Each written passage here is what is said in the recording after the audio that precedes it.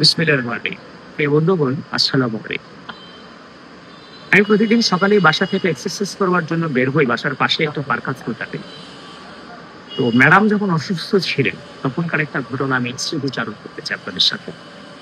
তো আমি যখন এক্সারসাইজ করে ক্লান্ত শরীর নিয়ে একটা বেঞ্চিতে বসা ছিলাম, তো পেছনে একজন মধ্যবয়স্ক মুরব্বী তিনি কথা তুললেন ম্যাডামকে নিয়ে।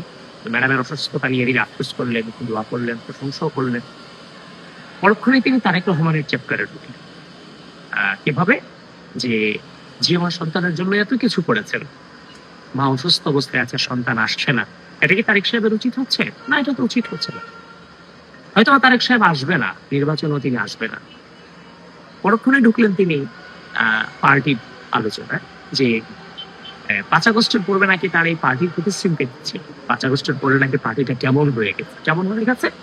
পার্টিটা তো ইসলামকে ধারণ করে না, ইসলামকে ওন করে না, সুতরাং দাঁড়িপাল্লা হয়তো বা ভালো কিছু করবে, এভাবেই তিনি দাঁড়িপাল্লার একটা প্রচারণা চালালেন। সেদিন তো আর ধরতে পারিনি, পরবর্তীতে আইডেন্টিফাই করতে পারি যে উনি হচ্ছে এই এলাকারই জামায়াতের নেতৃস্থানীয় একটি। তো আপনার একদিকে আপনার ম্যাডামের প্রশংসা করছে, অন্যদিকে আরেকটা তোমাকে প্রশ্নবিদ্ধ করার অপচেষ্টা চলেছে, অন্যদিকে ইসলামকে এক প্রকার নিজেদের সম্পত্তি বানিয়ে অন্যজন ইসলাম থেকে খারিজ করছে। এভাবেই শুধু পার্কে না, প্রতিটি জায়গায় তারা এই লেভেলের অপপ্রচার চালিয়ে যাচ্ছে। বাসা বাড়ি থেকে শুরু করে রিক্সা চালক থেকে শুরু করে সিএনজি চালক থেকে শুরু করে সব জায়গায় এই অপপ্রচার 3 গত 1 বছর যাবত কাজ করছে। ঠিক একইভাবে আমরা 2 দিন আগে দেখতে পেলাম একজন প্রার্থী বলছে বিড়িতে শোক টান দিয়ে দাঁড়িপাল্লার জন্য ধরতে হয়তো আল্লাহ তাকে জান্নাত দিয়ে দিতে পারে, তাকে মাফ করে দিতে পারে। এটা এক প্রকার ধর্ম অবমাননামূলক বক্তব্য। তো এভাবেই ধর্মকে ব্যবহার করে অপপ্রচার চালিয়ে যাচ্ছে এই জামাতে ইসলাম এবং তার বিভিন্ন ছাত্র সংগঠন।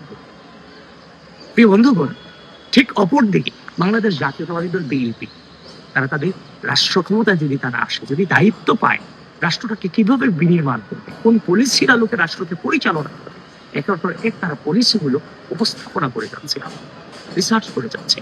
ফ্যামিলি কার্ড, কৃষক কার্ড, শিক্ষা ব্যবস্থা, ক্রীড়া, পরিবেশ, কর্মসংস্থান জনিত সমস্যা, স্বাস্থ্য বিষয়ক সমস্যাগুলো কিভাবে সমাধান করবে, এগুলোর হচ্ছে যে ডিটেল বর্ণনা কিন্তু একের পরে দিয়ে যাচ্ছে।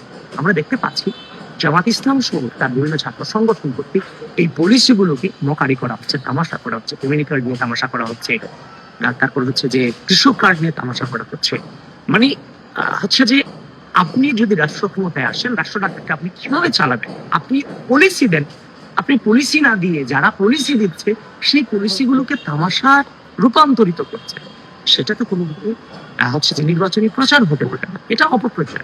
তাহলে আপনার কাছে কোনো পলিসি নেই, আপনি রাষ্ট্রকে কিভাবে চালাবেন? আপনার উচিত যে পলিসিগুলো বিএনপি নিয়েছে, এই যে ফ্যামিলি কার্ড, লক্ষ লক্ষ মানুষ না খেয়ে দিনাতিপাত করে, তো সেই জায়গাতে রাষ্ট্রের পক্ষ থেকে যে একটা খাদ্যের অধিকারের উদ্যোগ নেওয়া হয়েছে সেটাকে স্বাগত জানানো উচিত, যদি পজিটিভ মাইন্ড আপনাদের থাকে যে হ্যাঁ আপনারাও যদি কোনোভাবে ক্ষমতায় আসতে পারেন তাহলে আপনারাও আপনাদের জায়গা থেকে এই পলিসিগুলোকে আপনারা ত্বরান্বিত করবেন।